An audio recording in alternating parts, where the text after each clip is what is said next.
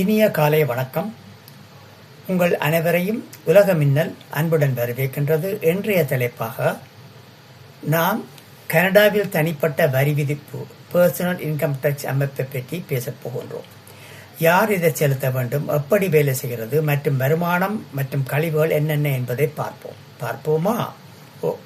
கனடாவில் வாசித்தர்கள் உலகளாவிய வருமானத்துக்கு வரி செலுத்துகின்றனர். ஆனால் கனடாவில் வாசித்தர் அல்லாதவர்கள் சில குறிப்பிட்ட கனடியா வருமானத்துக்கு மட்டுமே செலுத்துவார். நான் ரெசிடென்ஸ் இன்கம் டேக்ஸ் ஆக்ட் தெரிவிக்கின்றது. கனடிய வருமான சட்டப்படி ஆண்டில் எப்போது இருந்தாலும் கனடாவில் வாசித்தர் ஒருவர் வரி விலக்கு வருமானத்துக்கு வரி செலுத்த வேண்டும்.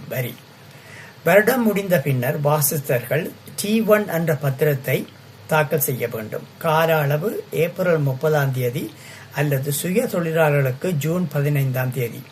ஆனால் செலுத்த வேண்டிய தொகை ஏப்ரல் 30 உள் கட்டப்பட வேண்டும். பின்னர் வட்டி வசூலிக்கப்படலாம். வரி வசூல் முறை. வரியை செலுத்தும் கழிவுகள் டிடக்ஷன்ஸ் அட் சோர்ஸ் உங்கள் சம்பளத்தில் இருந்து நேரடியாக கழிக்கப்படும். இது முதலாவது. இரண்டாவது, அதாவது தவணை மூலம் வருடத்துக்கு மதிப்பீடு செய்யப்பட்ட முன்பணம். மூன்றாவதாக, நீங்கள் வரி செலுத்தும் பொழுது தாக்கல் செய்யும் பொழுது செலுத்தப்படும் வரி.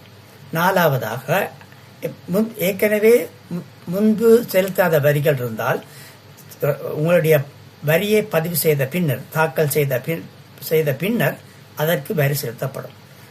உங்கள் நிறுவனங்கள் CPP, Quebec pension plan, employment insurance மற்றும் ப்ரொவின்சியல் மாகாணங்களுக்கான திட்டங்களுக்கான பணியை தானாக கழிக்கலாம். அதிகமாக கட்டியிருந்தால் CRA உங்களுக்கு ஒரு கழிவுத் தொகையை காசோலை மூலம் அனுப்பும். யார் வரி செலுத்துவார்கள்? முக்கியமாக வரி செலுத்துவர் யார் என்று பார்த்தால், தனிப்பட்ட நபர்கள், சுயதொழிலாளர்கள், கமிஷன் அடிப்படையிலான ஊழியர்கள், நிறுவனங்கள், அறக்கட்டளைகள். தனிப்பட்ட நபர்களின் வருமானம் என்னவென்று பார்ப்போம். வரி செலுத்தக்கூடிய முக்கிய வருமான வகைகள் வேலை, சம்பளம், CPP, QPP, Quebec pension plan மற்றும் ஓல்ட் ஏஜ் செக்யூரிட்டி, அதாவது வயது முதிர்ந்தவர்களுக்கான ஓய்வு நிதி பணம் போன்ற பணியிடத்திட்டங்கள், முதலீடுகள், லாப பங்கு, கேபிட்டல் கெயின்ஸ், அதாவது சரக்குகளை வாங்கி பங்கு சந்தையில் வாங்கி விற்றால் அது கேபிட்டல் கெயின்ஸுக்குள் அடங்கும். வட்டி, வங்கியில் நீங்கள் போட்டிருக்கும் பணங்களுக்கான வட்டிகள். வாடகை வருமானம், மாணவர்களின் படிப்பணிகள், வேலை இழப்பு அல்லது மாற்றுத்திறன் நிதிகள், அலிமோனி, அதாவது கல்யாணம் கட்டிய பின்னர் குழந்தைகளை விட்டு பிரிந்திருப்பவர்கள், மனைவியை விட்டு பிரிந்திருப்பவர்கள் பிள்ளைகளுக்கு செலுத்தும் பணம், குழந்தை நிதிகள், விவசாயம் மற்றும் மீன் வளம். கழிவுகள் மற்றும் செலவுகள் என்னவென்று பார்ப்போமா?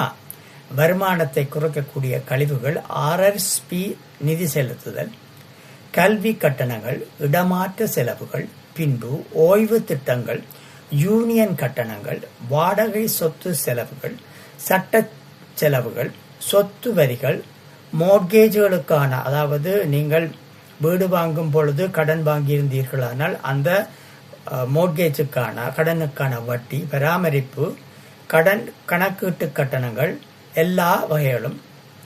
கனடிய வருமான வரி காரியாலயம் அங்கீகாரம் பெற்ற கழிவுகளும் உங்கள் வரி தொகையை குறைத்து பணத்தை சேமிக்க உதவும். இதன் முடிவுரை என்னவென்றால், இதுதான் கனடாவில் தனிப்பட்ட அமைப்பு. யார் செலுத்துவார், எந்த வருமானம் பொருந்தும் மற்றும் எந்த கழிவுகளை கேட்கலாம் என்பதற்கான ஒரு சிறு விளக்கம். இதை அறிவது உங்கள் வரியை திட்டமிட, சேமிக்க மற்றும் அதிர்ச்சிகளை தவிர்க்க உதவும்.